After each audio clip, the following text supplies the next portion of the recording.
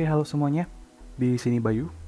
Di pertemuan kali ini saya akan menunjukkan ke teman-teman sekalian bagaimana caranya untuk membuat trigger di database melalui command prompt. Baik, langsung saja. Pertama, kita buat dulu database-nya. Nama database yang saya gunakan kali ini adalah db trigger. Query OK, kemudian kita gunakan database-nya.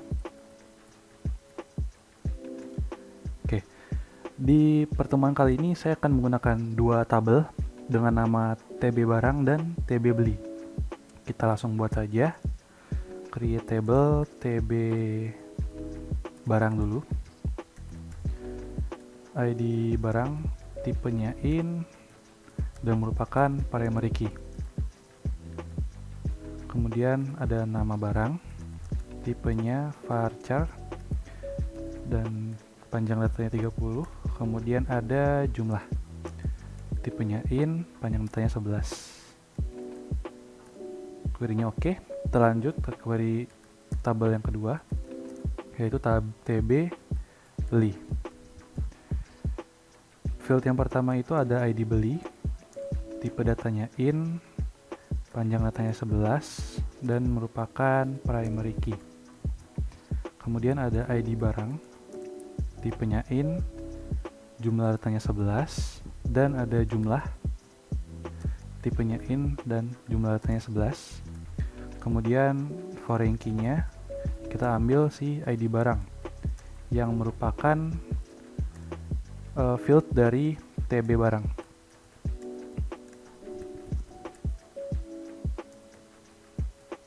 Oke, query oke. Kita cek dulu apakah benar-benar ada. Oke, ada. Jadi setelah TB barang dan TB beli kita buat, kita bisa langsung masuk ke pembuatan trigger. Sebelumnya trigger itu digunakan untuk apa sih? Jadi trigger itu berguna untuk memanggil satu atau beberapa perintah SQL secara otomatis sebelum atau sesudah terjadi proses insert, update, atau delete dari suatu tabel. Misalnya begini. Saya coba tunjukkan dulu TB-nya, TB beli. Oke. Misalnya begini. Di TB barang terdapat ID barang 1, nama barangnya baju, dan jumlahnya ada 10.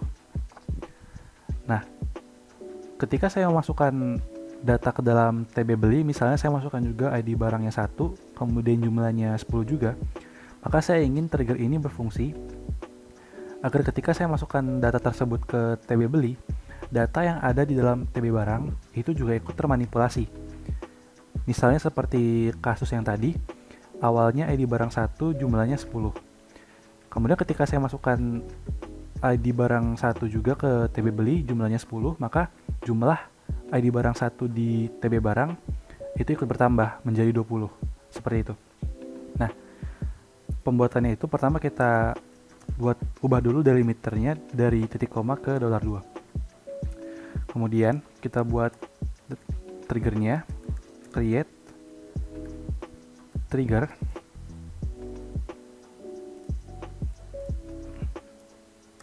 Kemudian nama dari triggernya saya buat di sini, contohnya beli barang. Nah, kemudian TB barang ini akan bertambah jika saya memasukkan data ke dalam TB beli. Maka kondisi yang saya gunakan di sini adalah after. Selain after ada juga before. Itu berarti TB barang ini akan termanipulasi sebelum data dimasukkan ke dalam TB beli. Untuk pertemuan kali ini saya akan menggunakan after. Kemudian insert on TB beli. Jadi kondisi ini akan berjalan ketika saya menginputkan data ke dalam TB beli. Oke, kita buat for each row begin. Nah, disinilah query-nya akan dibuat. Ketika saya memasukkan data ke dalam TB beli, maka data yang bersangkutan akan masuk juga ke dalam TB barang. Itu berarti query-nya adalah insert into TB barang. Kemudian set jumlah ditambah new jumlah. Nah, baris query ini artinya begini. jumlah yang paling kiri ini adalah jumlah dari TB barang. Jumlah ini ya. Nah, jumlah ini yang setelah sama dengan adalah jumlah sebelum ditambahkan. Nah, setelah kita masukkan jumlah ke dalam TB beli, maka jumlah ini akan direpresentasikan dengan new jumlah. Kemudian where ID barang sama dengan new ID barang. Ini sama, ID barang yang sebelum sama dengan ini adalah ID barang di dalam TB barang. Kemudian new ID barang ini adalah ID barang di dalam TB beli. Kemudian selesai, itu aja query-nya. Kita buat $.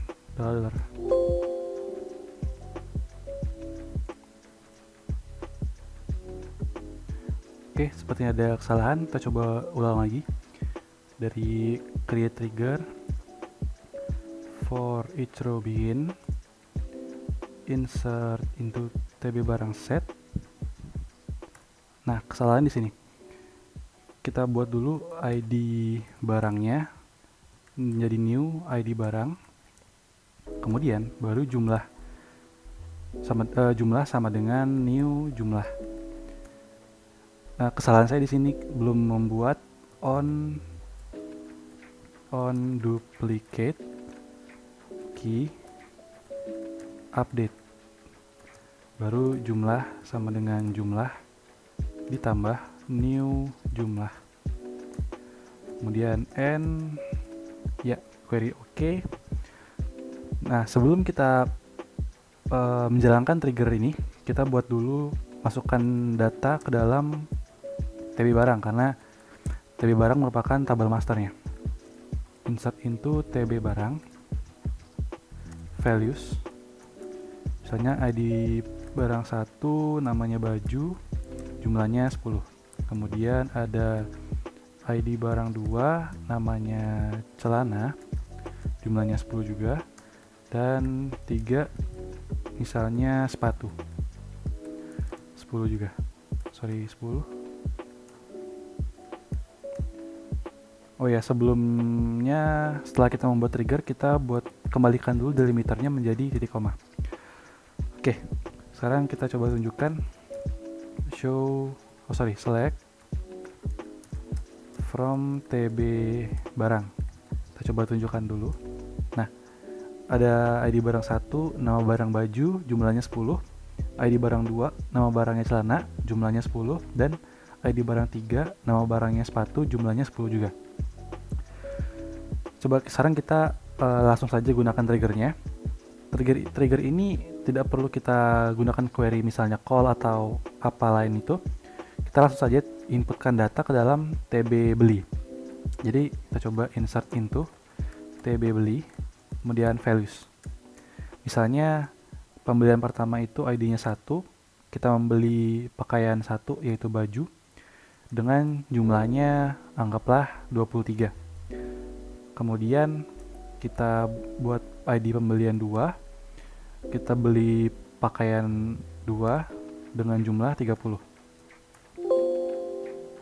Oke, ada yang salah di sini. Oh ya, values-nya tidak perlu lagi ya.